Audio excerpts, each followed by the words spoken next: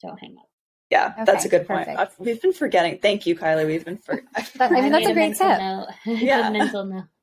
Yeah, no, we've had, that has happened before. Some people have hung up and we've been like, It probably would we have. have to do it again. Well, yeah, it cancels it. It doesn't save the whole recording. Yeah, if you leave before it uploads. So yeah, awful. So very important. So thank you, Kylie, for saving the day. So Teresa, do you have anything fun that you're drinking today? Oh my gosh, no, I totally forgot. That's okay. Okay, we're done here. See you guys. Bye. Oh my goodness. I had a webinar right before, but I'm interested. Meg, what are you drinking? What are you drinking? I'm just being boring today. I got myself a very large coffee and almond milk. No, this is oat milk. And then I have water with me too. I'm not going to drink this entire thing though. Do you know how hyper I would be if I finished this? Meg on caffeine is a very special experience. And I mean that. Everybody should have it, at least once. I'm the worst on it. I only drink tea, which has less caffeine typically. And I only drink it in the morning. I think I had one full cup of coffee ever, and I broke out in hives, and I was running circles. So, yeah. So I can't talk about caffeine. Actually, I know. Oh my God, me either. Kylie, what are you drinking? I have. I guess it looks like a can of Coke, which you would never catch me with, but it's Olipop. They don't really advertise it that way. This is their new cherry cola one, which is delicious. Oh my God. Have you ever had Olipop? I have. I haven't seen that one though. I feel like I get one that's in a peach colored can. Kylie knows them all. We are not sponsored by Olipop, but we may as well be. They should be. I do is talk about Olipop, honestly. It's the Olipop, if you're listening, hit us up. Yeah, for real. She opens the closet door. It's Kylie's dungeon of Olipop. Totally normal. Very normal. Listen, we've already got a distribution center and a gym in this apartment. We're going to have to wait until we have a bigger space to indulge this particular dream, okay? I personally cannot wait. I cannot wait until the day you get a dungeon space for your Olipop. Yeah, I can't. That sounds like a blast. It's just around the corner. Brian just said yesterday, we should order some more. Let's get the cream soda. Let's get the Dr. Pepper one. I've got a support system for my most expensive habit. And not because it's too expensive, but because we buy it all the time. Right. Yeah. Right. Oh my gosh. That's so funny. Oh my gosh. You guys, we are chatting today about, I honestly am surprised that it's taken us this long to get to this topic. Yeah. Sleep. We were trying to find, it took us a while to find somebody that we really wanted to bring onto the show for this specific thing. So I'm so excited to have you here, Teresa. It's as Kylie said, it's been a journey to find. That makes me feel even more special. Thanks. You are special. You're so special. This episode's, I'm so excited. So special already. Yeah. It's so special. Teresa, why don't you go ahead and actually tell us who you are and what type of work you do, and then Meg and I are going to dive into some questions. Perfect. So I'm Teresa. I'm the founder of Sleep Better NYC, which is a company for sleep coaching and medical care coordination. I have my board certification in clinical sleep health. My background has actually always been working with physicians, although I am not a physician myself. I am a healthcare professional, but I've been working in sleep for so many years. I'm working with patients and working with doctors who have patients, and I realized that there wasn't really a lot of time and there wasn't a lot of information being shared with these people.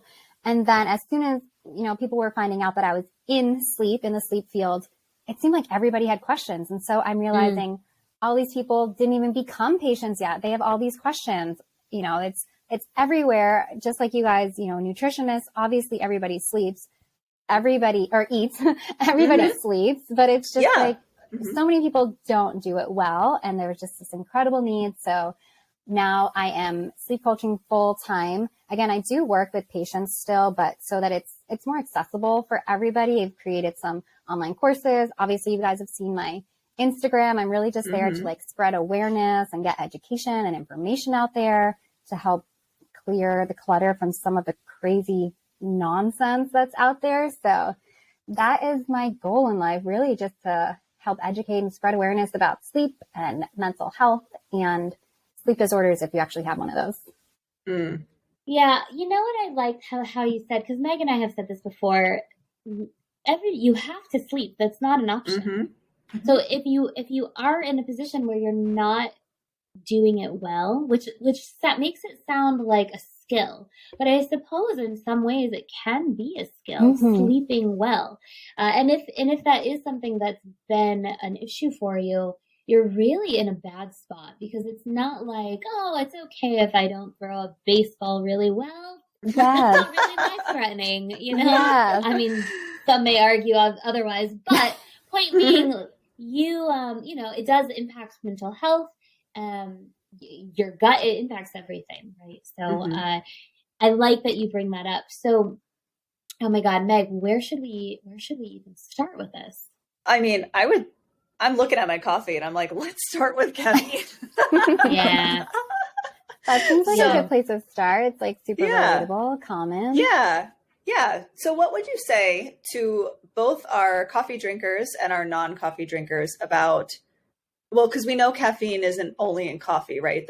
So even if you don't drink coffee, you're still probably consuming caffeine somehow, whether it's through tea or chocolate or something like that. So can you tell us a little bit about how caffeine, and in what amounts, if there's a specific cutoff that can mess with your sleep, or if that's the case, like what are we doing here with caffeine? What's the deal? What should we be doing? Okay, so caffeine is definitely the most used stimulant, I believe, on the planet. You know, maybe I'm wrong with that, but I'm gonna say on the whole planet. You know, it feels like everybody's drinking coffee. There are whole lifestyles and like brands built around coffee, right? But caffeine, we think of using it to stay awake, even when we're studying or we're doing some late night activity. We're like, oh, we have to have this caffeine. And the truth is that it doesn't make you, it doesn't keep you more awake as much as it prevents you from feeling sleepy, which, you know, in the grand scheme of things is sort of the same thing. But if we're really thinking about the science behind it, caffeine binds to adenosine, and adenosine is what makes people feel sleepiness. And so when it's binding to this, it's making you so that you don't feel that sleepiness. Now, adenosine still exists and it builds up. So if you, for example, had a really rough night and you drink a giant cup of coffee in the morning, you still have that adenosine and it's building up all day, but you're just blocking it.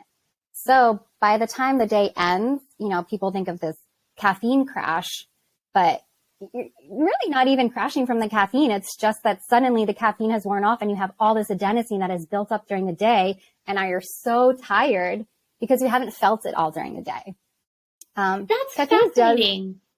It really does. Is actually much different than than the words that people use to describe the way that caffeine works. Does not actually match the mechanism that's happening. It's not that caffeine is keeping you awake.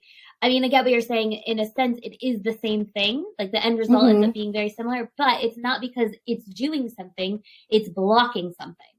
Right. Exactly. And again, I like, you know, what's your main goal? Like, does that matter to most people? I guess it sort of does if you're wondering, like, why are you feeling this crash? Or if you think, oh, I don't drink caffeine because I feel a crash. Well, really, the truth is that you're already tired. You're just preventing yourself from feeling that way. So, you know, some people do get other feelings. You know, we talked about being jittery, or some people feel really hot. I always get like very flushed if I have too much. And those are all separate things. But again, the mechanism is different. It's unrelated to the actual adenosine blocking. It's more that it's allowing your blood vessels to open up a little bit. Some people say that it's thermogenic. It might make you feel a little bit warm, but if you're having those feelings, there is actually, again, I drink a lot of tea, things like L-theanine, when added to drinks that have caffeine, that can help sort of alleviate that uncomfortable, jittery feeling. Wow. What was that? What is it that you add? L-theanine. It's primarily in teas. I guess you could take a supplement for it. I don't know where it naturally occurs, but I besides tea. So I'm just going to assume it's only in that or in supplements. Wow. That's cool. Good to know. I have a question about caffeine and sleep.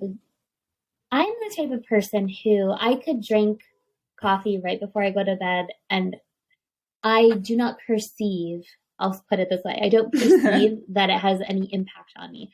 I don't have a harder time falling asleep. It doesn't bother me. I'm not up until all hours of the night. My family and I, that's how we've always done that. And then I know a lot of people, I mean, Teresa, I think you're one of them, right? You can't drink caffeine, either a lot of it at all, or if it's like after 2:00 in the afternoon, you are not going to sleep. So I wonder, how much does caffeine actually impact your sleep? Even if you are a person like what I'm describing myself as, where you don't think you feel it, is there actually an impact, even though you don't maybe recognize it? Yes, and that's such a great question. I was just speaking about this before we got on a call today. I think just that you're recognizing that it's a little unusual is super important too. Caffeine, again, it is a chemical. We're putting it in our bodies. It affects us as humans. Like, we're all humans. It's going to affect us. Now, of course, we all know that you can get used to it. We know those people who have like 4 cups of coffee. You sort of get this tolerance to it, or some people do anyway. My husband likes to drink espresso when we go out to dinner, and I'm like, I can't even think about espresso. I'll never sleep. But it does impact you. It just impacts people in different ways. So the typical half-life for caffeine in the human body is 4 to 6 hours.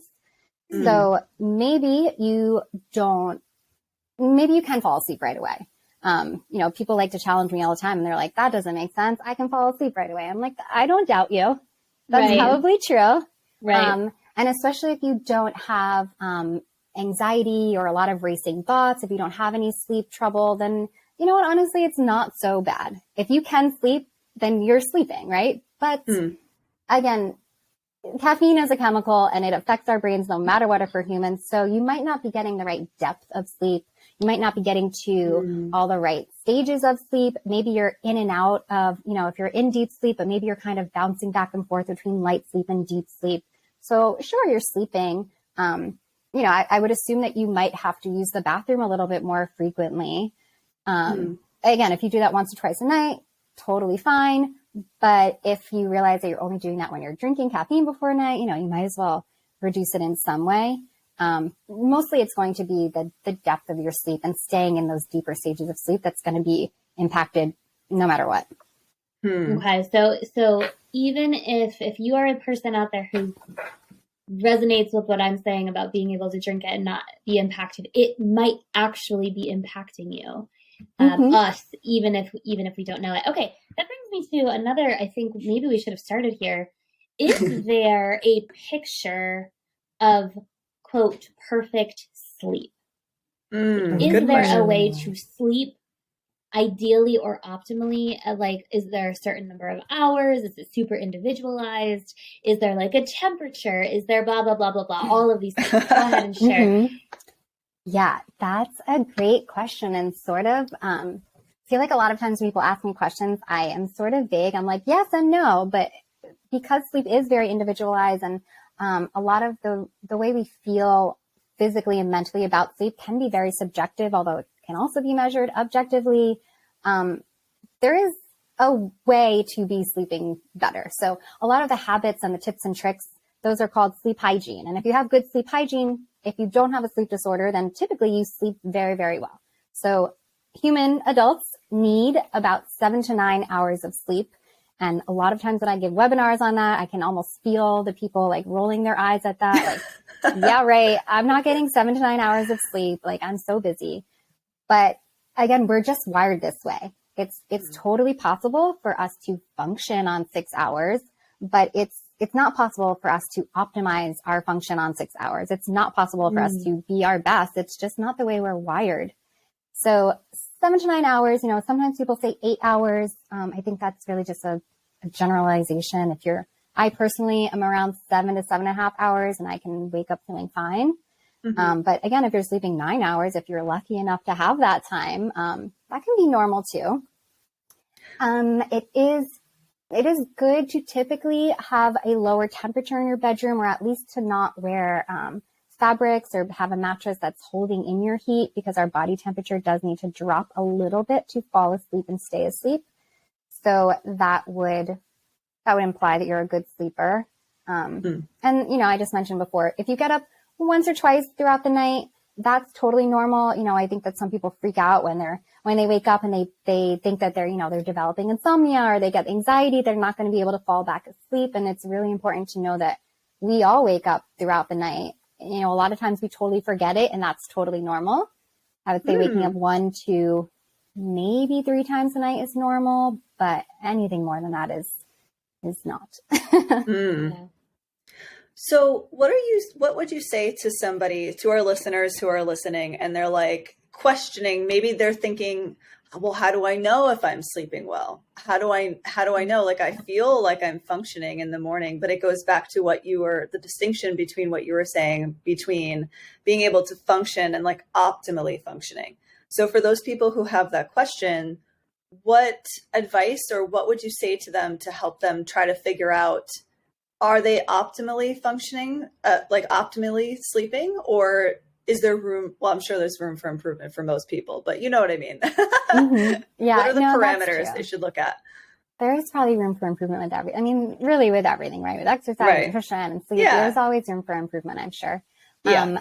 I think it really depends on your symptoms, I would say. I like to ask people, are you sleepy, or is it something else? Is there something else going on?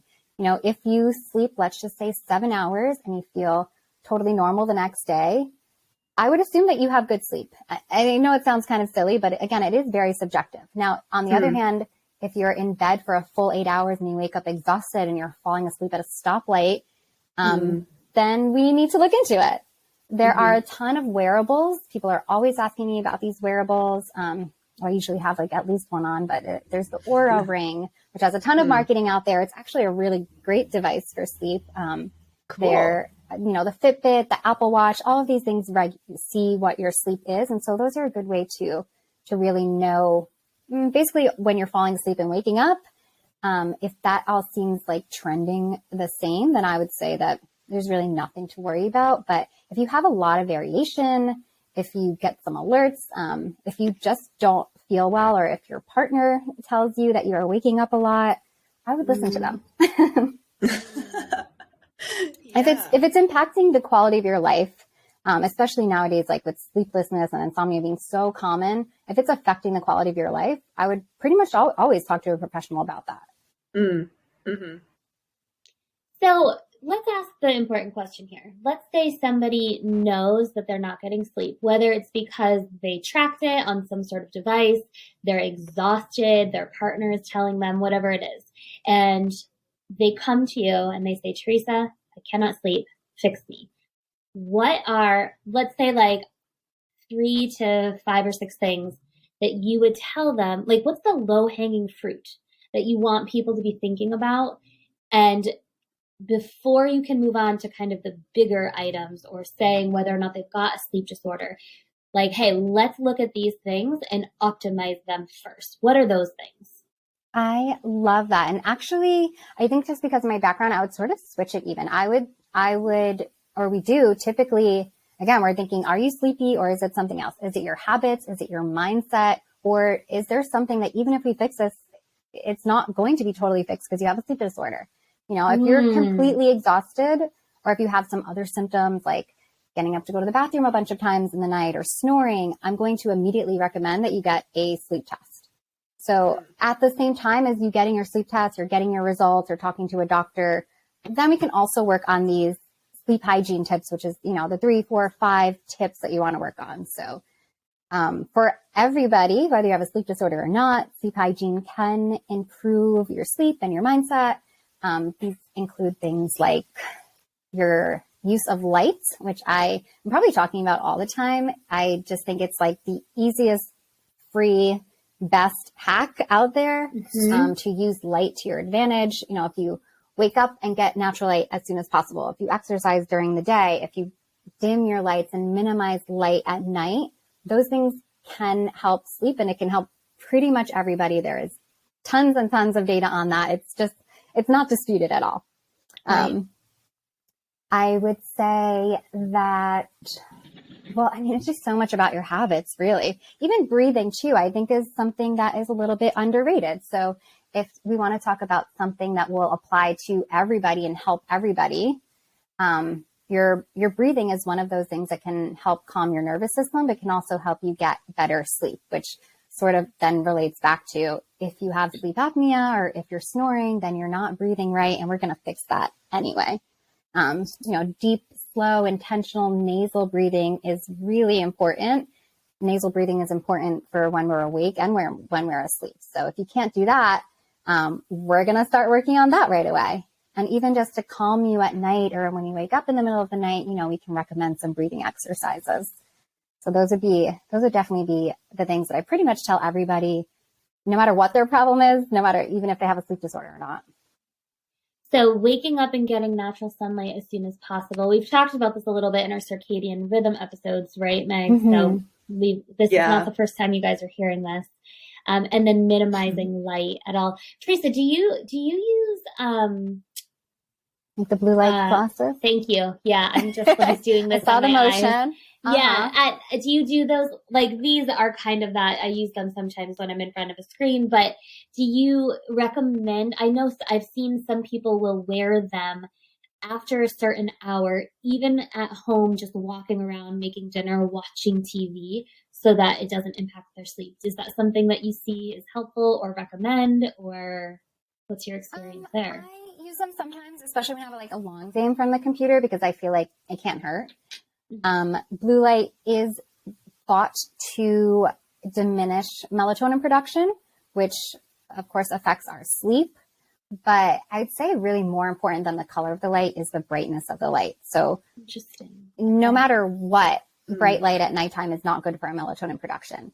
Now, if you are, one of those persons who are like a biohacker, or you're trying new things all the time and you're very into that lifestyle, then I would say, yeah, definitely go for it. But if you are someone who's more on the anxious side, I really try to stay away from a lot of products and things like that, because then you sort of get dependent on it and you get nervous if you don't have it. It can absolutely help, but it's also, it is sort of a marketing thing, I believe. We haven't seen some research. Yeah. We have seen some research lately that shows that all these studies that we saw on blue light, some people are saying, well, actually, if you really look at the data, it doesn't prove that it's that harmful. It's kind of harmful, but, so yeah, if you have it, wear it. I wear them if I'm having a long day, or if I'm working late at night, even though I'm not supposed to. But for the most part, you just want to make sure, well, nice. You just want to make sure there's not a lot of bright light. Bright light. Okay. That's really, really good. Interesting. Mm-hmm. Okay. I'm thinking of a bunch of mood lighting at home, for the evening. Yeah, definitely. Right? It's ambiance and sleep hygiene. There you go, people. That's your argument for getting the mood lighting in your home. It's for my sleep, honey. It's healthy for us, I promise. It will help you too. This is a good thing to you. Okay, I would love to ask a few questions about specifically some of the sleep disorders. And before we do that, though, I have a selfish question about talking in your sleep. I wonder if you can tell us anything about that, mostly because I know when I was little, I used to talk in my sleep a lot. I would yell at my sisters a lot. But recently, good. Brian has been saying, you were very chatty last night. I'm not sure what I'm saying. Oh, my goodness. I've moved out to the couch because you would not stop talking.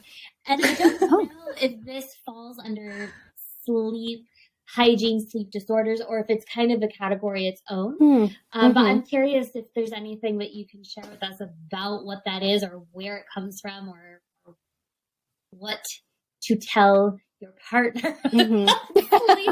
Please help me. What do I tell my partner? I see what you're saying. I mean, there are some variations here. So talking in your sleep is typically harmless. It's not very common. As we get older, it becomes less and less common. Children are a lot more likely to do this. It's typically harmless. What you might notice, I don't know if I would tell your partner this because he'll be like, I told you so, but what you might notice is that it might get worse during stressful situations or with caffeine use. Some people actually have reactions to like certain foods, specifically dairy seems to be reactive in some way. And that's because it falls in line with something called a parasomnia. So sleepwalking is a parasomnia, talking in your sleep is a parasomnia, fighting people in your sleep is that as well.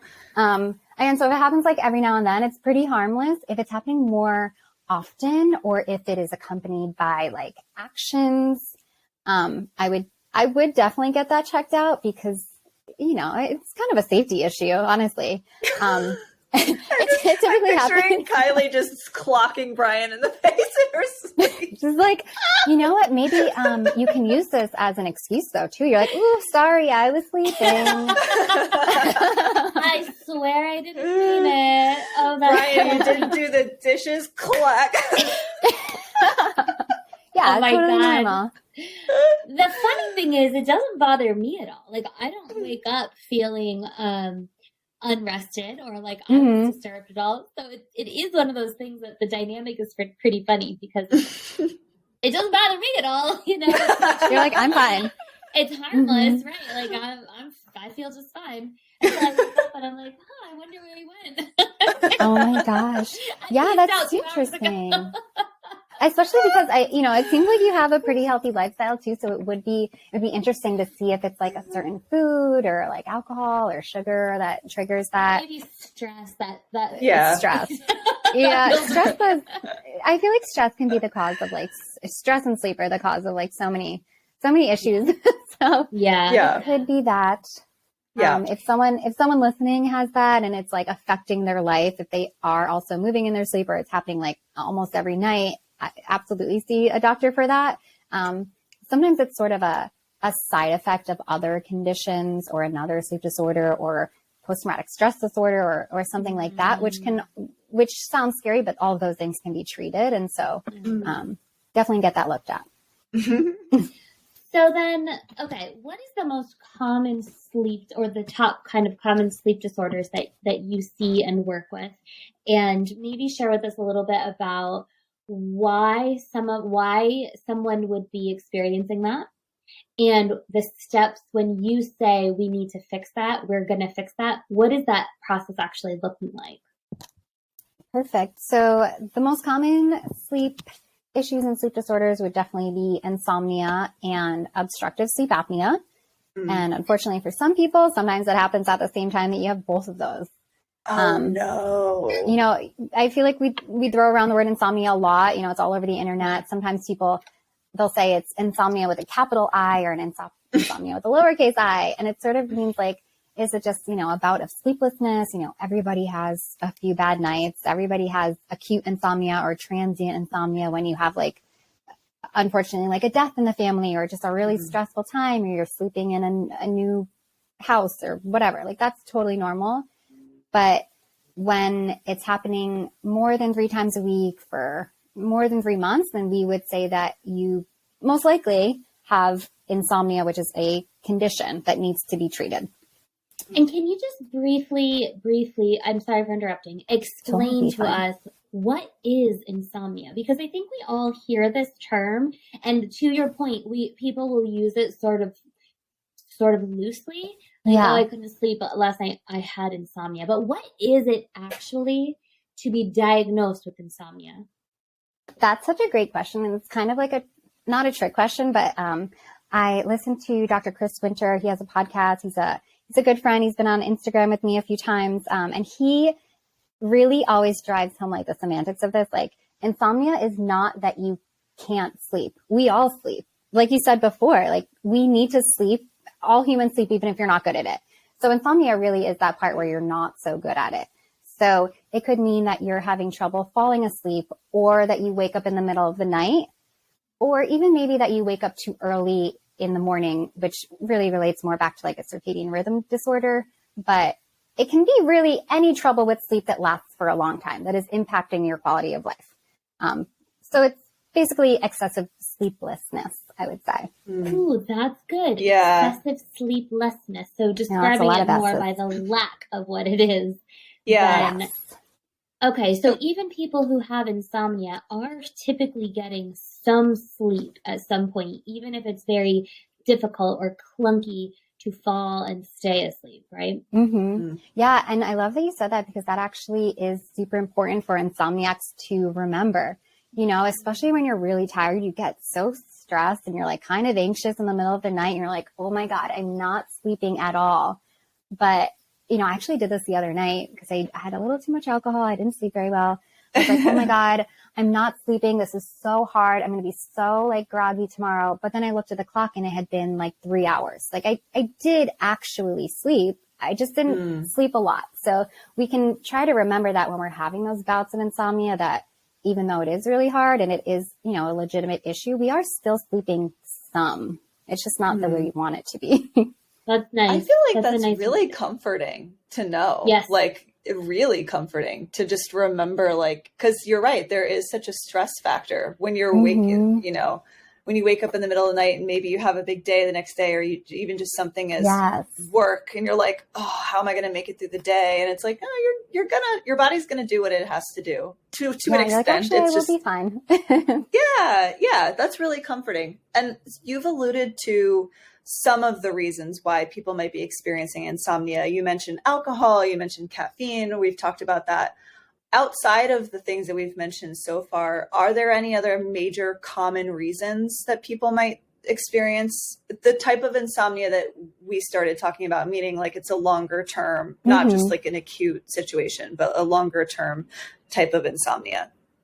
Yeah, definitely. I mean, I think that we used to categorize insomnia as being like a secondary disorder. Like you have anxiety, which causes your insomnia, or you have depression, which causes your insomnia. You are on medication, which causes insomnia. Unfortunately, a lot of medications do, because they're, you know, interacting with the chemistry of your body. They do have a side effect, which is sleeplessness. But there are some people who actually just have it as a primary condition. There might not really be any rhyme or reason for it, but it sort of perpetuates itself. You know, once you start not sleeping well, your brain sort of starts making these associations like, oh, okay, well, we don't really sleep that well. We don't sleep at this hour. We always wake up at that hour. So that can really last a long time. And I think that people sort of just think it's normal, or they get used to it. Humans are so resilient, and it can be actually pretty detrimental for us because we don't get help for it. But there's so many things that you can do aside from just those sleep hygiene habits. I think a lot of people avoid it because they don't want to be on pills, but pills is not even the most effective way to treat insomnia. It's actually behavioral therapy. So all these people who don't want to be on pills, or if they're on sleeping pills and their doctor has prescribed or recommended, it's really not even the most effective thing for it. What is? That's actually, that's a great segue, because I know we wanted to ask you about this, and I know we have other sleep disorders specifically to get to, but it's a good place to start. We can just do it with all of them, I guess, or the ones that we talk about. But but like tell us what is the most effective? Here's the big surprise. The big surprise is that it's actually behavioral therapy. It's something called cognitive behavioral therapy for insomnia. So it's really cool. About mindset and habits. And of course, you know, there is a method to it. There are sleep psychologists. A lot of people don't even know that sleep psychologists exist, but they do. I didn't. There you go. People who are board certified in this. There are also some apps and programs. You know, we use principles of CBTI in our online programs, and it's almost too obvious, and I think truly underrated. You know, the mindset thing and you know, self-talk, and like you just said before, it was comforting to just remember that you can sleep even if you feel like you're not sleeping. But when you're working with somebody who's trained in this, it has much longer lasting effects versus if you take a pill, sure, they do the job. I mean, they're made to knock you out, but there are no sleeping pills on the market unless something has changed in the last few months and I don't know about. There are no sleeping pills on the market that are made for long-term use. None of them induce natural sleep. They just knock you out. So if you need that, sure. If you're grieving, if you have something that is just making you crazy and you need to sleep, you know what, obviously talk to your doctor about that. But if you really want a long-term solution, if you really want to feel better, then you need to work on your habits and potentially do cognitive behavioral therapy. And just briefly, can you tell us, those who don't know, what is CBT? Like, what is it? What does it involve? I think maybe some don't know what that is. I probably don't even know all what it is. It's like, I think of it as like a form of talk therapy, but there's much more to it, you know, so please tell us. Yeah. And you can do it with the psychologist, with the doctor, which is a form of talk therapy, but you can do it on your own too. And even if you're working with a doctor, they'll sort of give you like homework, for lack of a better word, you know, things to try, you know, different exercises, different mindset tricks, sort of like reframing. There are ways to, there's like sleep restriction therapy, which sounds counterintuitive, but it basically means that you like spend less time sleeping, trying to like program your body to feel awake and asleep when you need to. There's something called the CBT triangle, and this would be for cognitive behavioral therapy, which is kind of a broad term for a lot of, behavioral therapy. But specific to insomnia, and this triangle is your thoughts are at the one tip. It's, you know, you have to remember that what you think affects how you feel and the way you act. At the other side of the triangle is your behaviors. What you do affects how you think and you feel. And then the other side is your emotions. What you feel is affecting how you think and act. So it's a triangle, but it's really more of a cycle. So in recognizing this and identifying it and then working through those thoughts and behaviors and emotions, it helps you get through cognitive behavioral therapy. That is really helpful. I'm thinking of almost like I'm thinking of like an assembly line sort of, and like you're identifying where the broken link is in the assembly line and like fixing that so that the rest of the things work properly, like down that's how I'm thinking of it. But yeah, and you can start with one thing at a time, right? And then go back through that assembly line. Like once you have the tools and you figure out how like your brain is making up these stories, and once you figure out where those are and you kind of fix that, then you can go back and do it again with the next thought and the next action. Yeah. And you have that incorporated in your online course, I think, right? We do. Yeah. We are not psychologists, but we do have some on our advisory panel. We use some of the techniques without offering the talk therapy portion. We'll give you some exercises. And actually, I think we have that CBT triangle in, you know, one of our PDFs that you can download. So definitely take a look at that. Awesome. And I just gave like a ton of information, and you get me on my soapbox. I will just never stop talking about it. No, it's great. No, it's great. Kylie, what's the next disorder you had questions about? Well, I think maybe the better question is to see, and I think you mentioned what insomnia, and what was the other one that you said you see the most and of? Obstructive sleep apnea. Oh, yes. Yeah. Okay. I would explain what that is. Yeah. And maybe some questions that if people are wondering, oh man, is that what I have? Like, what are some things that they can ask themselves in order to get to the correct kind of conclusion? Or does it need to be actually, there's a specific test that you have to get in order to receive this diagnosis? So share a little bit about what it is, how you get diagnosed, how you might even question if you need to be diagnosed, and ultimately, like, what the hell to do. Perfect. Yeah. I'll tell you, you kick your husband out who's in your bedroom. First, kick out your husband. No, I'm teasing. Jason has sleep apnea, and we struggled with it for a while. So that's why I said that. Oh my goodness. Is he treated now, or did you kick him out or both? No. Well, I kicked him out for a long time because, as you mentioned, it took him a while to feel comfortable with getting help. I think because he didn't realize he had this is something, you know what, for him, he's never had a good night of sleep. That's what it was. Right. And so you sort of get used to it, right? Yeah. He didn't know that he wasn't sleeping well. And then when he got his CPAP machine, now he knows. He's like, oh, I can't sleep without the CPAP, because he knows the difference now. Yeah. I love that. That's sort of a layup too. And it goes back to what, we were talking about before, like people get used to it. Our bar is so low for the way we think we should feel. And so a lot of people don't get help because they're like, oh, this is normal.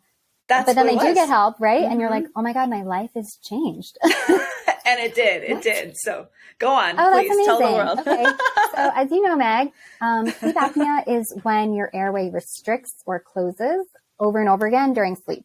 And that sounds very scary, but it's actually incredibly common. In some demographics, 1 in 5 people have this. So it's so likely that, common. We all know someone. Obviously, you know someone. Yeah. Every single person knows somebody. Someone listening is probably that somebody. It's so common. We sort of have this stereotype of an older, overweight man who's snoring like on their recliner. 100%. Yeah. And that not is Jason. He's not the person that I think of when I think Googling what Jason looks like. Oh my God. When you said that, I did actually picture Jason in like 50 years on the recliner with a beard snoring. Anyway. Oh my God. Well, I mean, it certainly does get worse with age and with weight. But yeah, anybody can have it. And some of the tests and some of the signs and symptoms are sort of skewed to fit that stereotype, but that doesn't mean that other people can't have it. It's just the most common way, because when your airway is restricted at night, it can be due to gravity, honestly. Like if you have a lot of weight in your neck, then it's going to press on your airway and close easier if you are overweight. I mean, we see this sometimes with pregnant women too, just from the body changes and the pressure can actually help restrict the airway, in addition to all those crazy hormones. But some really common signs of sleep apnea are, number one, snoring. Not everybody who has sleep apnea snores, which can actually be pretty difficult when you don't have that one to really think that could be your problem. We see this so much in women. About 90% of women who have sleep apnea are not diagnosed. So, I mean, it's shocking. It's incredible because we have these things, we think, oh, snoring, overweight man, older than 50. And we're like, okay, well, cross that off the list. It's not me. It's not my sister, but it can be. If we're thinking about, why sleep apnea happens, again, it's that narrowing or the blockage of the airway.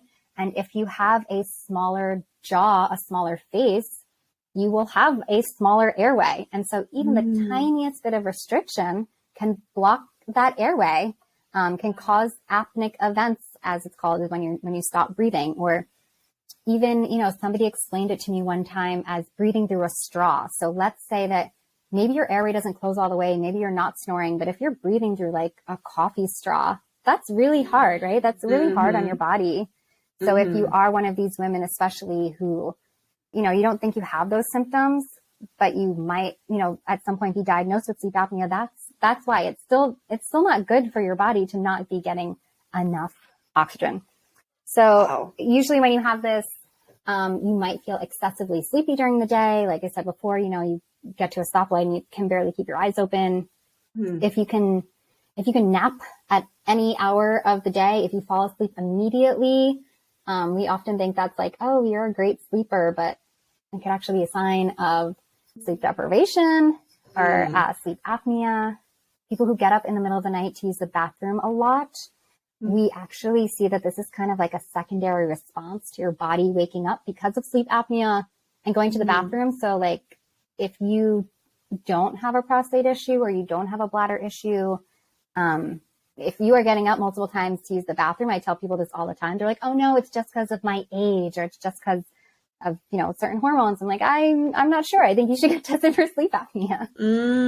What does that test look like? Yeah. There are 2 different tests that you can do. Some people think about sleep testing, and it's another reason that people don't do it, as polysomnography, which is when you get all these plugs all over your face and your body, and you go into a lab and you try to sleep and people watch you, which is the gold standard. It's obviously very effective. If you have, like a cardiac or a pulmonary issue, that we would definitely always recommend that. But for the most part, a lot of people people like us, a lot of people can get a home sleep test, which is a small device that's shipped to your home. There's different versions, but sometimes they go on your finger or your wrist. Maybe they strap across your chest. Wow. And nobody's watching you. You wear it like one or two nights. It will measure your breathing, your heart rate, your respiratory effort, maybe your brain waves if you have a certain kind of device. And then that information will be able to be evaluated and we'll know for sure if you have sleep apnea. I did not know that. That's really, really good to know. Because that was, for Jason, that was like a big reason that took him so long, is because you have to go and sleep in this lab overnight. And it's just like a big to-do, Yeah, I know. And it's kind of ironic, right? They're like, they plug you in and they watch you from the other room. They're like, go to sleep. And you're like, what? I can't sleep. Yeah. Yes, but especially now, and especially after the pandemic, and especially because everybody, is doing everything virtual. It's so common, and it's covered by almost I won't say every, but like most insurances to just do it at home. So anybody listening, definitely think about that. Wow. I want to lastly ask about snoring. Such a common thing, and so many people experience it either because they know that they snore or they are around somebody who snores. What is it? And is it a sign that that person is not sleeping well, or that they could be sleeping better? Or is it a sign of something bigger, or is it just nothing to worry about? Oh, there's a lot of answers for that. So in children, it's the easiest because it's not normal and you need to see a doctor. Straightforward. Children, they were just made. They're brand new humans. They should have perfect anatomy. And if their anatomy is causing them to snore, then we need to fix that. Typically, snoring would mean that the soft tissues in the back of your airway are vibrating and making a noise. And if they're vibrating over your airway, then that would imply that they're blocking your airway in some way. And, as a growing child, especially, the last thing we want is reduced airflow. Yeah. So in children, it's pretty much always a problem. Okay. If you are sick, if you're congested, if you've had too much to drink, I know that I tend to mouth breathe and snore a little. These are all the wine snores. Yeah, I mean, absolutely. I'm the perfect sleeper, and then I have 3 glasses of wine and forget it. Forget it. But the point is, it's pretty normal. Again, it is, blocking your airway a little bit, and it's a sign that I did something else to cause that. But if it happens every now and then, you're totally fine. But if it's because you're sick or, you're not breathing through your nose, that goes back to what we were saying before about breath. You need to be able to breathe through your nose to sleep well. So that's pretty important. And if you don't, then maybe you're snoring. There is a small percentage of people that have something called primary snoring. This means that it literally is just a noise that happens and you're not having any other conditions or side effects. It's possible. It's just kind of unlikely. Yeah. So if you are a person who snores most nights, most nights you have somebody kind of shaking you, hey, you're snoring, wake up. What would you tell that person to think about doing or asking or looking into? I would think about, first, is it affecting them? I mean, first of all, if it's affecting their partner, that's still pretty important because that partner is waking up and their sleep is disrupted. Right. And then even that person who thinks that it's not affecting them, are they being woken up? Are they getting an elbow to the stomach every night? That's affecting them too. I would say that typically people tend to snore more or have apnea when they're laying on their back, again, because of that gravity that's pushing your neck down. So sleeping on your side is helpful. Making sure that you can breathe through your nose. Maybe some people use, nasal spray every now and then is totally fine, or a nasal strip. There are things called mutes that I think are really helpful. You see them all the time in the drugstore. Those can be super helpful. I would not ever, on any condition, recommend a mouth guard from a drugstore for snoring. They are bulky, uncomfortable. They barely ever work. They can move your teeth. But from the drugstore, you can get like nasal dilators or strips or sprays. That can be helpful. reducing your alcohol, reducing your allergens. What about mouth taping? Mouth taping can be super helpful. Now, if you're snoring, this is where things get tricky.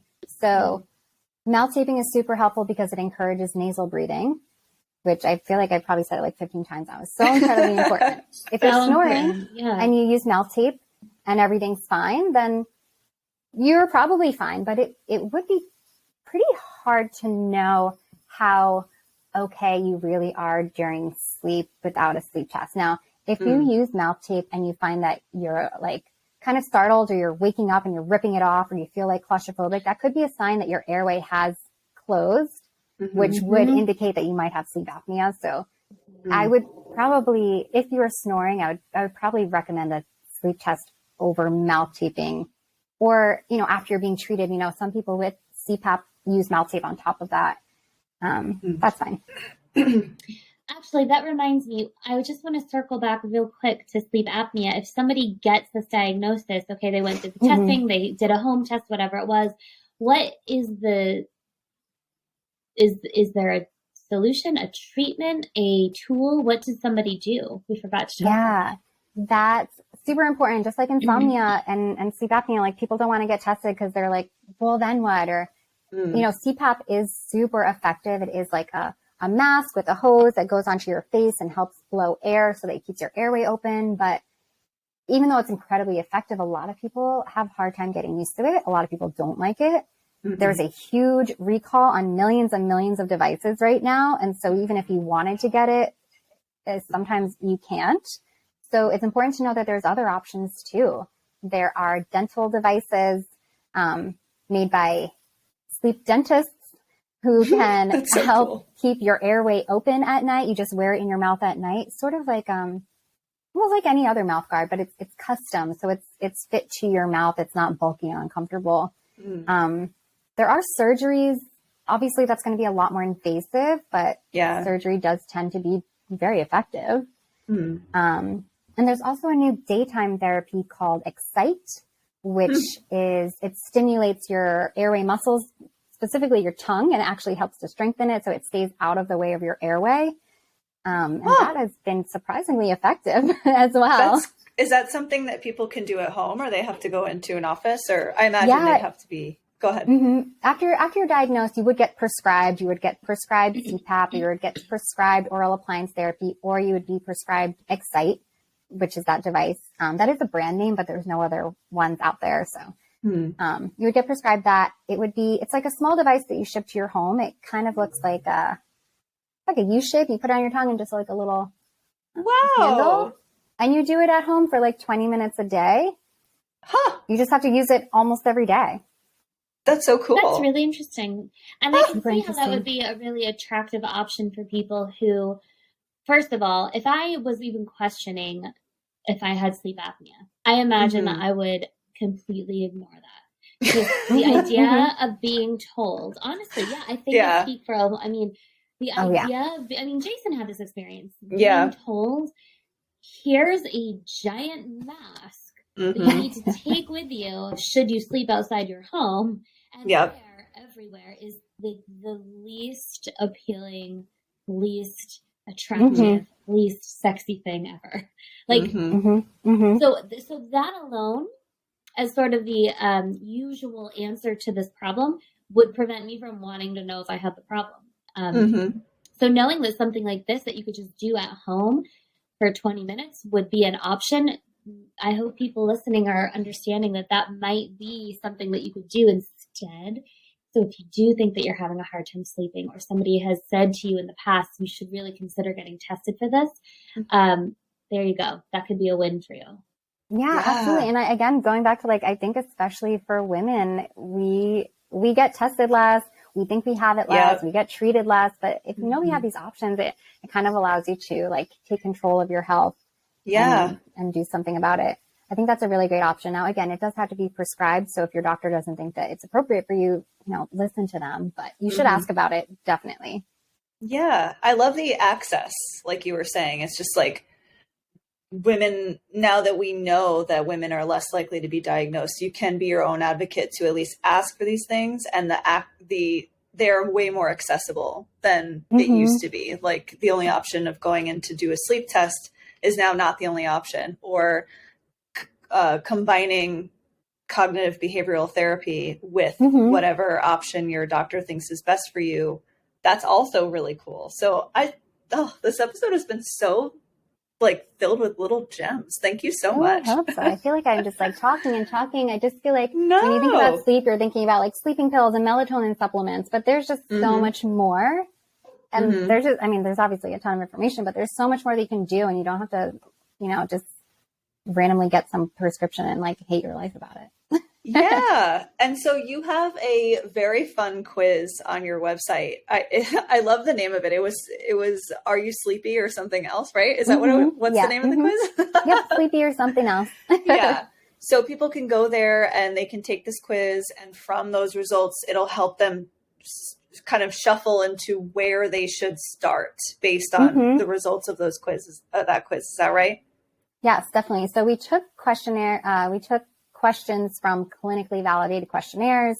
Good to know. And it's sort of like a mini screener. At the end, I am going to recommend one of the 3 courses that I have. But if you do take that quiz, whether you buy that course or not, you'll see at the bottom it will say it's very likely that you have, you know, sleep apnea. Talk to your doctor. Or it doesn't seem like you have insomnia. This looks like a habits thing. Maybe you try these things first before you talk to your doctor. So just to get you in the right direction, or even just thinking about, you know, when I'm asking you these questions, you might think, well, why is she asking me about, I don't know, how sleepy I am during the day, or what time I wake up in the morning, or when I use my phone, but it is all related to, you know, getting better. Oh my gosh. Well, cool. That is awesome. Teresa. Thank you. I feel like we have a million other things that we could talk about. We didn't even talk about melatonin. I know. There's like, we gotta do a part 2. A million other things. We can do a part 2.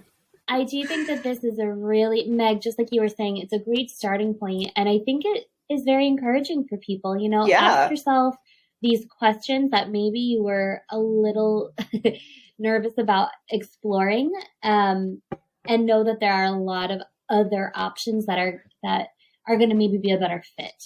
And instead of continuing to suffer or potentially put yourself in a dangerous position, you know. So, Teresa, tell people how they can find you and where you are on Instagram, and other than the quiz, if there's somewhere that you want them to take a look at things. Thanks. Yeah, definitely Instagram. It's where I'm putting all my tips and tricks and ridiculous reels. But, you know, I love your reels. They're very fun. Oh, thank you. I hate them, but my Instagram is Sleep Better NYC, no spaces or dots or anything like that.